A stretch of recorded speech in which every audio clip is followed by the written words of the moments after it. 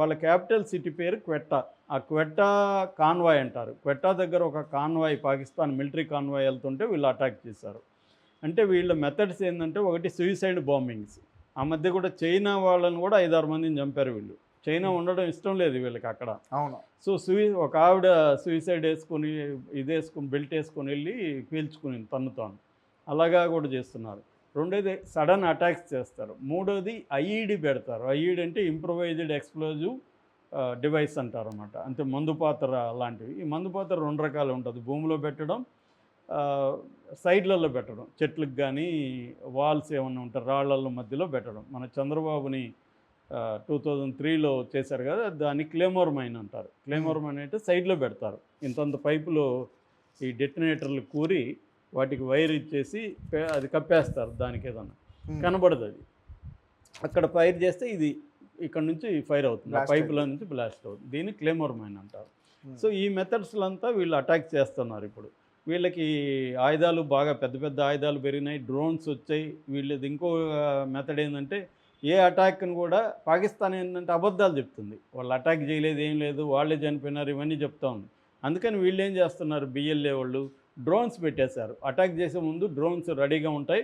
అవి షూట్ చేస్తాయి ఫుటేజ్‌ని. షూట్ చేసి పంపిస్తాయి. ప్రపంచవ్యాప్తంగా అది వైరల్ అవుతుంది. మంచి అవును. ఎడిటింగ్ అవన్నీ కూడా బాగా చేస్తున్నారు. అవునవును. సోఫిస్టికేటెడ్‌గా. ఇప్పుడు ట్రైన్ ఎప్పుడైతే యాహ్! హైజాక్ చేస్తారో దాని తర్వాత అటాక్ చేస్తున్న అటాక్ చేస్తున్నారు. విజువల్స్ అన్నీ కూడా విజువల్స్ రిలీజ్ బాగా చేస్తున్నారు. వస్తున్నాయి. మనోళ్ళు కూడా చాలామంది ఫ్యాన్స్ ఉన్నారు. వాళ్ళ ఫిల్మ్ మేకింగ్‌కి మేము ఫ్యాన్స్ అని కూడా అంటున్నారనమాట. అవును. అలాగా పాపులర్ అయ్యారు. ఇప్పుడేమైందంటే నిన్నగా మొన్న 30థ్ వీళ్ళు ఒక నగరాన్నే ఆక్యుపై చేసేసుకున్నారు. ఆ హ్మ్. నగరం పేరు సొరబ్ నగరం. అది సొరబ్ జిల్లా. హ్మ్. జిల్లాకి హెడ్ క్వార్టర్ సొరబ్ నగరం. ఈ సొరబ్ నగరం అనేది ఈ ప్రావిన్స్ క్వెట్టాకి 150 కిలోమీటర్ల దూరంలో ఉంటది. సొరబ్ నగరం గుండా 2 అతిపెద్ద నేషనల్ హైవేస్ ఎళ్తాయి. Quetta Karachi national highway, Sorab Gidar national highway. So, వీళ్ళు అది ఇంపార్టెంట్ నగరం అనమాట. దాంట్లో 45,000 మంది పాపులేషన్ ఉంటారు. వీళ్ళేం చేశారంటే కొన్ని వందల మంది ఈ లిబరేషన్ ఆర్మీ వాళ్ళు సడన్‌గా అటాక్ చేసి పోలీస్ స్టేషన్‌ని క్యాప్చర్ చేసుకున్నారు. పోలీసుల్ని కొంతమంది చంపారు. కొంతమంది సరెండర్ అయిపోయారు.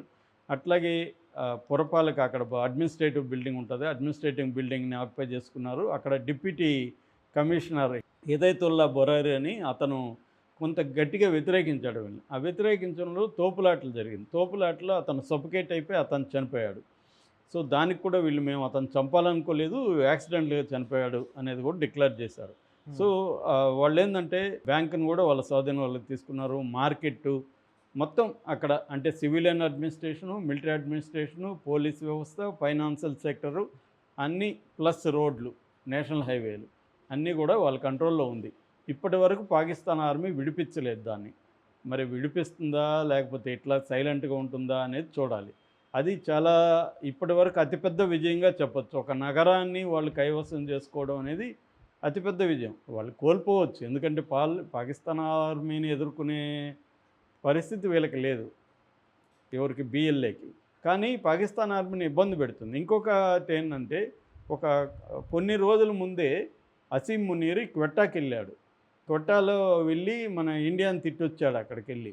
హ్మ్. అంటే బెలూచ్ లిబరేషన్‌కి ఇండియానే సపోర్ట్ చేస్తుంది తిట్టొచ్చాడు. తిట్టొచ్చిన వారం రోజులకే వీళ్ళు పోయి ఆ నగరాన్ని ఆక్యుపై చేసుకున్నారు.